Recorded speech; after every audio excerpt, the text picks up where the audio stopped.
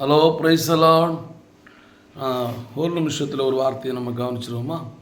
நீதிமொழிகளின் புஸ்தகம் 1ஆம் அதிகாரம் 9வது வசனம் பாருங்கள். அவைகள் உன் சிரசுக்கு அலங்காரமான முடியும், உன் கழுத்துக்கு சரப்பணியுமாயிருக்கும்.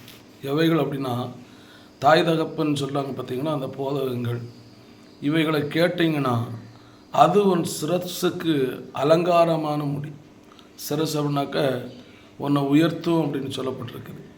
அப்போ நீங்கள் உயர்த்தப்படணும் அப்படின்னு நினைக்கிறீங்கன்னா தாய் தகப்பனுடைய வார்த்தைகளை என்ன செய்யணும்?